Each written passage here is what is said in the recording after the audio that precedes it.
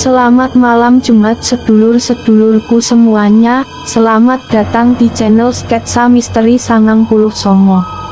Channel kisah-kisah cerita misteri atau kejadian nyata yang pernah dialami oleh seseorang di dalam kehidupannya. Selamat menonton dan mendengarkan, jangan lupa untuk suka, komen, dan subscribe, agar malam ini kamu bermimpi indah. Salam malam Jumat. Pesugihan darah Mbok Tris. Widih, rame banget warung sotonya, Mbok. Ucapku kepada Mbok Tris, sebuah warung soto daging sapi di samping salah satu pasar yang berada di kaki gunung. Cuaca yang dingin memang enaknya adalah makanan yang hangat seperti soto ini. Iyo, nih, dari pagi sampai malam rame terus, sampai enggak sempet narok pantat. Ucap Mbok Tris berkelakar sambil melayani pesanan yang minta dibungkus. Banyak pembelinya, kenapa masih Mbok sendiri yang menyiapkan? Kan karyawan Mbok odo banyak. Hadeh nih, Mbok enggak percaya menyerahkan meracik soto sama karyawan, nanti enggak enak malah aku yang repot. Mereka cuma mengantar pesanan sojo kepada pembeli. Aku mengangguk mendengar penjelasan Mbok Tris. Pasti sotonya enak, buktinya banyak pembeli yang ngantri. Mbok, aku pesen 4. Dibungkus yo, ucapku kepada Mbok Tris. Iyo, Mbok Sari, anak bungsu Mbok Tris memanggil. Kode opo, Nduk? Mbok Tris menjawab tanpa menoleh. Tolong aku sebentar, Mbok, teriak Sari. Tunggu sebentar, yuk, nih. Iyo, Mbok, aku mengangguk. Mataku terus mengikuti langkah Mbok Tris menjauh. Mbok Tris cukup lomo di dalam sono, membuat aku tidak sabar. Pesanan sotoku hanya tinggal ditambahkan kuah. Aku berinisiatif menuangkan kuah soto ke dalam plastik pesananku. Aku membuka panci penutup soto, kuaduk kuah soto. Aku akan mengambil kuahnya, tapi yang kudapat bukannya kuah soto, melainkan celana dalam seperti bekas menstruasi. Lancang, suara Mbok Tris menggelegar di belakangku. Sontak aku menjatuhkan pengaduk yang aku pegang. Siapa suruh kamu buka panci itu? Tanya Mbok Tris sengit. Maaf, Mbok, awas, minggir. Mbok Tris menyenggol tubuhku hingga aku hampir terjatuh. Sikapnya berubah 180 derajat dari pertama aku datang tadi. Mbok Tris mengambil kuah soto dan memasukkannya ke dalam plastik. Ini, Mbok Tris menyerahkan soto kepadaku, wajahnya muram, tidak ada senyum sedikit pun. Berapa semuanya, Mbok? Sudah bawa sojo, tidak perlu bayar. Lain kali jangan datang ke warungku lagi. Usir Mbok Tris. Soto dari Mbok Tris aku buang ke pinggir jalan, rasanya jijik membayangkan opo yang ada di dalam kuah soto itu. Perutku mual, bagaimana mungkin penjual makanan memasukkan celana dalam bekas menstruasi ke dalam kuah soto? Aku muntah mengingat tadi aku sempat mencicipi soto yang dibeli bapak dari warung Mbok Tris. Tanpa aku sadari ada sepasang mata yang memperhatikanku dari jauh. Aku pulang dengan tangan kosong, tanpa membawa apapun di tanganku. Ibu dan bapak duduk di teras ketika aku pulang. Mono sotonya, nu? Tanya ibu. Aku buang, dibuang. Bapak mengerutkan kening. Iyo, Pak, jijik aku makan sotonya Mbok Tris. Jijik kenapa? Moso di kuah soto yang berada dalam panci odo celana dalamnya, mono bekas menstruasi lagi. Ucapku sambil berjidik. Ah, ngawur kamu, nih. Ibu tidak percaya. Bener, Bu. Ngapain juga aku berbohong? Aku lalu duduk di samping bapak. Opo Mbok Tris melakukan semacam pesugihan yo? Gumam bapak. Pesugihan, Pak. Semacam itulah. Opo benar yang kamu lihat di dalam kuah soto? Benar celana dalam. Bener, Pak, ucapku mantap.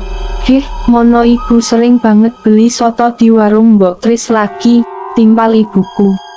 Malam ini aku di rumah sendirian, Bapak, Ibu dan Rizky pergi ke rumah Budi Rani. Aku tidak ikut karena harus mengerjakan pekerjaanku yang tertunda beberapa hari ini. Tiba lampu mati. Pakai acara mati lampu segala, gerutuku, kuhidupkan lampu flash ponsel dan mulai mencari lilin. Hush, hembusan angin menerpa tubuhku, aku merasa sedang diawasi oleh sesuatu. Setelah mendapatkan lilin aku kembali ke ruang tengah. Tadi laptopku aku letakkan di sono. Kembali aku mengerjakan pekerjaanku. Loh, baru sojo aku mau bekerja, lilin yang aku bawa padam. Aku kembali meraba, robo mencari ponselku. Opo ini, basah dan lengket, lomo kelamaan tersium bau anyir darah. Aku terus meraba, robo di antara benda basah dan lengket itu. Akhirnya aku menemukan ponselku. Segera aku hidupkan kembali lampu flash dan betapa terkejutnya aku.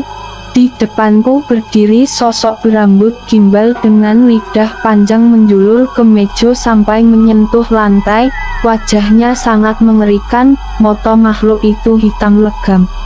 Ya Allah, makhluk opo ini? Aku membaca doa, namun aku sampai lupa doa opo yang kuucapkan. Tok tok tok, terdengar suara ketukan di pintu. Itu pasti bapak pulang, gegas aku berdiri, aku berjingkat melewati lidah makhluk menyeramkan ini. Aku berlari membuka pintu, jantungku seakan mau lepas dari tempatnya melihat siapa yang berdiri di depanku. Di hadapanku berdiri sosok tinggi besar, dengan bulu lebat memenuhi tubuhnya. Tangannya sangat besar dan ukuran setiap jarinya sebesar buah pisang. Makhluk itu menggeram, mata merahnya melotot. Dari sorot matanya sepertinya makhluk ini marah kepadaku. Makhluk itu maju mendekatiku. Aku mundur dan tubuhku menabrak sesuatu. Ketika aku menoleh ke belakang, di belakangku berdiri sosok pocong dengan kain kafan yang berwarna kecoklatan dan wajah hancur lebur. Mulut pocong itu terbuka lebar, dari mulutnya keluar cairan merah pekat berbau anyir bercampur busuk. Aku berlari menjauh dari kedua makhluk menyeramkan ini. Sayangnya aku malah menabrak sosok berambut gimbal dengan lidah panjang menjulur ke lantai. Sosok itu mengerak, gerakan lidahnya yang panjang, lidahnya yang berbau anyir itu mencambuk tubuhku. Aku berlari ke sudut ruang tamu, jantungku berdetak kencang sampai aku bisa mendengar bunyinya, keringat sebiji jagung memenuhi tubuhku. Aku dikepung ketiga sosok mengerikan itu. Sosok berambut gimbal julurkan lidahnya kepadaku. Makhluk bertubuh besar menggeram, giginya yang panjang dan tajam sangat menakutkan. Giginya yang seperti pisau itu bisa mencabik tubuh manusia. Makhluk itu juga mengeluarkan air liur yang sangat bau, sedangkan sosok pocong terbang melayang di atas kepalaku. Darah dari mulut pocong itu berjatuhan mengenai kepalaku. Perutku serasa diaduk mencium bau anyir bercampur busuk dari darah yang mengenai kepalaku. Belum lagi bau kedua sosok yang berdiri di hadapanku. Rasanya aku ingin pingsan sojo. Ya Allah, odo apa dengan semua ini? Sebelumnya aku tidak pernah melihat makhluk menyeramkan ini di rumahku. Rasni, buka pintunya nduk. Terdengar suara seseorang memanggilku. Astagfirullah, ternyata aku hanya mimpi. Tidak ada sosok mengerikan di sini. Mimpiku seperti nyata dan sangat menakutkan. Siapa? Aku berdiri dan hendak membuka pintu. Bapak, nduk, cepat buka pintunya. Oh, ternyata bapak, gegas aku membuka pintu. Bapak hanya sendiri, tidak ada ibu dan Rizky bersamanya. Motor bapak juga tidak ada. Bapak sendiri, di mono ibu dan Rizky? Motor bapak di mono? Aku memberondong bapak dengan rentetan pertanyaan. Ibu dan Rizky masih di rumah Bude, sedangkan motor Bapak Odo di bengkel. Bapak masuk ke dalam rumah, tanpa sengaja tangan Bapak menyenggol tanganku. Tangan Bapak dingin sekali, opo Bapak kedinginan? Bapak berdiri di ruang tamu, ia melihat foto keluarga kami, ia bergeming melihat foto itu. Lantai bekas jejak kaki Bapak kotor dan berlumpur. Sebenarnya Bapak dari mono sih, sampai kakinya kotor begitu? Bapak dari mono, kakinya sampai kotor begitu? Jalanan becek, nduk, jawab Bapak datar. Aku mengerutkan kening mendengar jawaban Bapak. Di luar sedang tidak hujan, jalanan pun kering, kenapa Bapak mengatakan jalanan becek? Bapak juga sangat aneh, biasanya ia banyak bicara. Aku mencoba berpikiran positif, mungkin karena kedinginan Bapak jadi pendiam. Pak, Rasni buatkan kopi untuk Bapak yo. Bapak hanya mengangguk, ia masih menghadap dinding, di mana terdapat foto keluarga di sono. Bapak semakin aneh sojo. Aku pergi ke dapur untuk membuatkan kopi Bapak. Bapakku itu biasanya minum kopi langsung diseduh menggunakan air mendidih. Aku harus merebus air dulu untuk menyeduh kopi. Malam ini terasa berbeda, entah perasaanku sojo atau memang odo sesuatu. Hus, hus, hus, angin berhembus kencang, pintu dapur sampai terbuka karena angin yang begitu kencang. Aku berjalan ke pintu dan menutupnya, tenggukku meremang ketika akan menutup pintu, apalagi di belakang dapur hanya odo kebun pisang yang gelap. Tunggu, aku seperti melihat sesuatu di sono. Di kebun pisang itu odo sesuatu meliuk. Liuk, aku memicingkan motor demi bisa melihat apakah yang meliuk-liuk itu. Mungkin sojo itu daun pisang yang kering. Tapi kenapa daun pisang itu seperti anak kecil yang sedang bermain melompat-lompat? Aku bergeming melihatnya, tanpa sadar apa yang aku perhatikan itu sudah berada di depan pintu, tepat di depan wajahku. Ternyata itu bukan daun pisang yang kering, tapi sosok pocong dengan kain kafan berwarna kecoklatan, seperti yang odo dalam mimpiku. Dari mulut pocong itu mengalir darah berwarna kehitaman dan berbau anyir bercampur busuk. Dengan cepat aku membanting pintu, tak lupa aku mengunci pintunya. Jantungku berdegup sangat kencang, keringat membasahi dahiku. Rasni, sebuah tepuan mendarat di bahuku. Bapak, bikin aku kaget sojo, ucapku sambil mengurat dodo. Bapak lapar, nduk. Waduh, Pak, enggak odo makanan, karena Bapak, Ibu dan Rizky ke rumah Bude buat acara syukuran, jadinya Ibu enggak masak tadi sore. Aku cuma buat mie dicampur telur. Bapak mau Rasni buatkan? Boleh, jawab Bapak datar.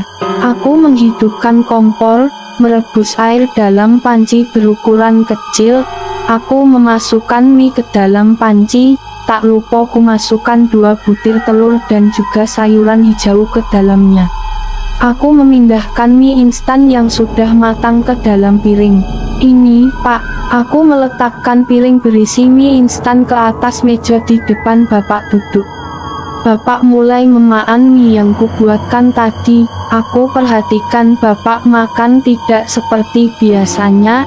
Kali ini Bapak makan seperti orang kelaparan yang berhari-hari tidak makan, cepat sekali Bapak makan. Setelah menghabiskan mie, Bapak menatap nyalang. Ia berjalan ke lemari pendingin, Bapak membukanya dan mengambil telur itu. Ia memakannya mentah-mentah. Apa yang Bapak lakukan? Tegurku. Bapak menoleh, ia menyeringai dengan telur mentah menetes-netes dari mulutnya. Kamu siapa? Kamu bukan Bapak. Aku mundur sampai menabrak lemari yang odo di dapur.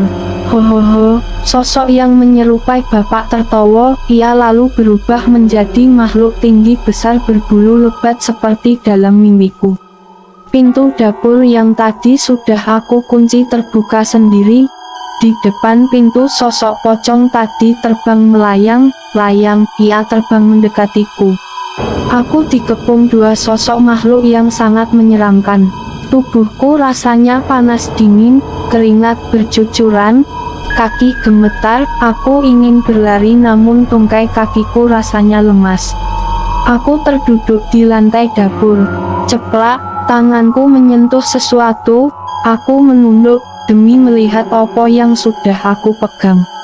Sebuah benda panjang dan lengket, mataku mengikuti di mana akhir benda itu. Sebelumnya aku belum pernah melihat benda ini di rumah.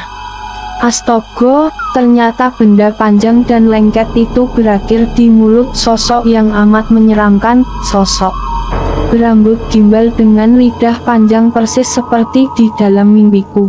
Aku melepaskan benda yang ternyata itu lidah makhluk itu. Air liur sosok berambut gimbal itu menetes, baunya sangat busuk, perutku mual mencium baunya. Bukan hanya dalam mimpiku saja, makhluk ini benar-benar mendatangiku. Aku ingin mengucap doa namun otakku tidak bisa mengingat doa satupun. Kamu ingin menjadi santapanku. Sosok berambut gimbal itu bicara, suaranya amat menakutkan. Pergi, kalian. Aku memberanikan diri untuk bicara. Aku bicara sambil menutup mata, aku takut melihat wujud makhluk menyeramkan itu. Hohoho, ketiga makhluk itu tertawa keras, mereka menertawaiku yang ketakutan. Beberapa saat kemudian hening, aku membuka mata, ketiga sosok tadi sudah tidak ada. Aku menghembuskan napas, lega karena makhluk tadi sudah tidak ada. Pram, terdengar suara pecahan benda di depan. Aku berdiri, takutnya ada maling masuk rumah dan memecahkan kaca. Suara itu berasal dari ruang tamu, aku berlari ke ruang tamu. Ternyata suara itu berasal dari foto keluarga yang jatuh, bingkai kaca foto itu pecah berkeping-keping. Aku menyingkirkan pecahan kaca dan mengambil foto keluarga berukuran besar itu. Keningku berkerut, foto keluarga ini tidak pernah goyah, kenapa bisa jatuh? Aku letakkan foto di atas meja, keanehan terjadi, dari foto itu mengeluarkan darah. Aku lemparkan foto itu, tanganku berlumuran darah. Darah dari foto semakin banyak. Dari mulut, hidung dan mata kami mengalir banyak darah. Bau anyir sangat menusuk penciumanku. Setelah darah berhenti mengalir, bapak di dalam foto sangat menyeramkan. Ia melirikku dan menyeringai, seringainya sangat menakutkan. Hihihi, terdengar suara sahutan, bersamaan dengan itu lampu hidup mati. Makhluk menyeramkan itu kembali muncul. Aku berlari menjauh dari mereka. Tanpa sengaja aku menjatuhkan pecahan kaca dan terinjak. Jelek, beberapa kaca menusuk kakiku, rasanya sangat sakit dan perih. Darah segar mengalir deras, tubuhku gemetar dan lemas. Makhluk menyeramkan itu kian dekat. Aku berlari menghindar dengan pecahan kaca masih menancap di telapak kakiku.